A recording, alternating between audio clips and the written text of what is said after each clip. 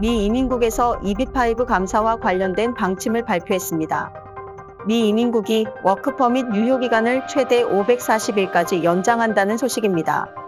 미국 시민권 신청서에 제3의 성별 옵션인 X가 추가되었다는 소식입니다. 인상된 비자 수수료 때문에 외국인을 고용하는 기업의 부담이 커졌다는 소식입니다. 트럼프 전 미국 대통령의 이민자들을 향한 발언에 논란이 일고 있습니다. 그리스 골든비자 투자 한도 인상에 골든비자 신청을 서두르는 사람들이 늘어나고 있습니다. 그레나다 시민권 프로그램 투자액이 5천억 원을 돌파했습니다. 캐나다 이민국에서 스타트업 비자 프로그램 변경 사항을 발표했다는 소식입니다. 선진국들이 이민을 향한 빗장을 걸어 잠그고 있다는 소식입니다. 시청자 여러분 안녕하십니까? 셀레나 이민입니다. 여름의 시작을 알리는 6월입니다. 햇살 가득한 날씨와 함께 행운이 가득한 한 달이 되시길 바랍니다. 고객이 추천하는 셀레나 이민은 해외 투자 이민 전문 컨설팅으로 언제나 한 발 앞서 나가겠습니다. 셀레나 이민 5월 계약 및 승인 소식입니다. 미국 EB5 프로젝트 DTLA에 대한 I-526 승인 및 포르투갈 D7, I-526E 접수증 발급, EB1 NIW 계약, 가족 초청 이민 계약 등이 있었습니다. 셀레나 이민을 믿고 계약해 주신 분들 진심으로 감사드리며 승인되신 고객님 진심으로 축하드립니다. 6월 8일 토요일 오후 1시 그리고 6월 16일 일요일 오후 2시 역삼동 셀레나 이민 본사에서 6월 22일 토요일 오후 1시 역삼동 신화 아트홀에서 세미나를 개최합니다. 여러분들의 많은 참여 기다리겠습니다. 6월 해외 이민 뉴스 지금부터 시작하겠습니다. 미 이민국에서 EB5 리저널 센터 감사와 관련된 방침을 발표했습니다. 4월 23일부터 EB5 리저널 센터 감사를 실시할 때에는 옐로우북, 즉 일반적으로 인정되는 정부 감사 기준을 사용할 것이며 지역 센터가 감사에 동의하지 않거나 고의로 감사를 방해하려고 시도하는 경우 해당 지역 센터의 지정을 해지할 것이라는 내용입니다. 현장 방문에 응하지 않는 경우 감사에 동의하지 않는 것으로 간주할 수 있습니다. 지역 센터가 감사에 동의하지 않거나 고의적으로 감사를 방해하려는 경우를 제외하고 일반적으로 부정적인 감사 결과만으로 EB5 관련 법인 또는 청원자에게 직접적인 불리한 결과는 발생하지 않습니다.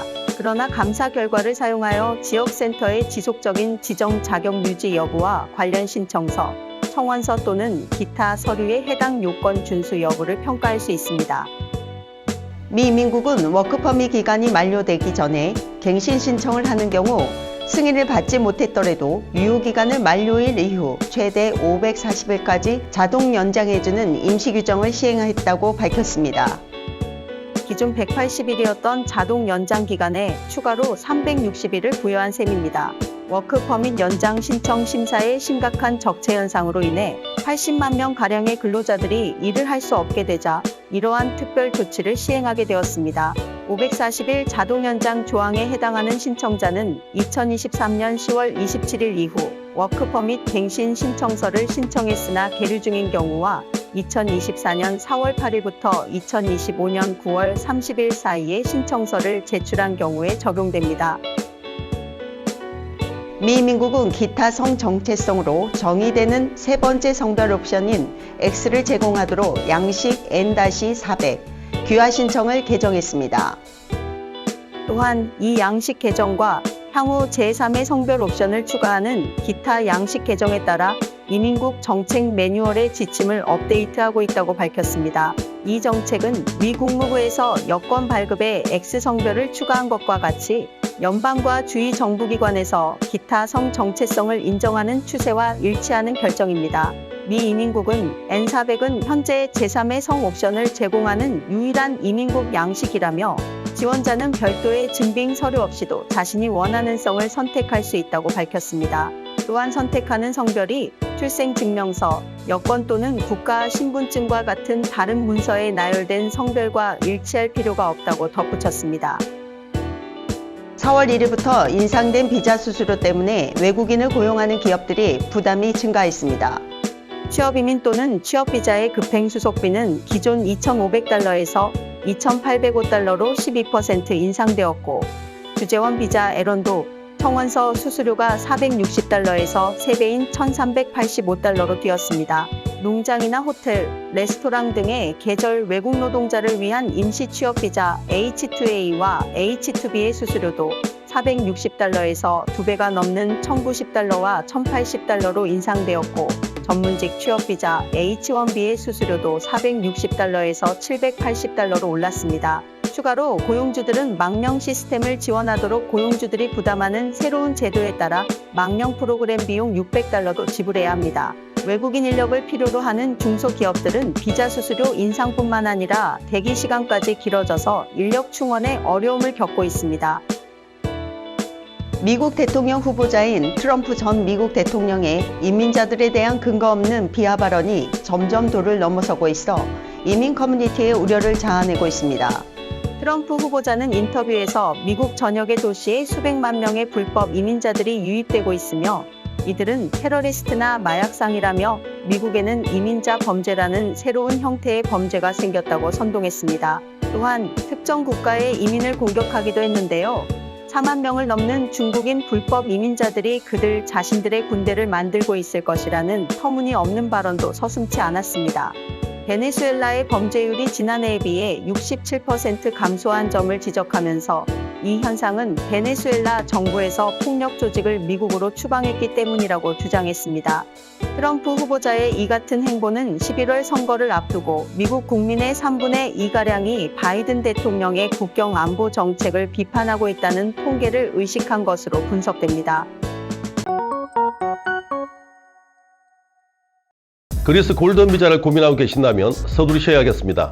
그리스 정부는 현재 총 9,478건의 골든 비자 신청서를 검토하고 있습니다. 지난해에는 총 6,228건의 케이스가 2024년에는 1월과 2월 동안 전년 대비 1,299건의 케이스가 더 접수되었습니다. 그리스 영주권 취득을 위한 부동산 투자 금액을 기존 25만 유로는 40만 유로로, 기존 50만 유로는 80만 유로로 투자금 상향을 결정했지만 어느 정도 유예 기간을 제공해 9월 30일까지 10%의 보증금 납입, 12월 31일까지 최종 투자를 한다면 변경되기 이전 조건으로 그리스 골든 비자를 신청할 수 있습니다. 따라서 이번 변경안의 실질적인 적용 대상은 2025년의 투자자들이라고 할 수 있겠습니다.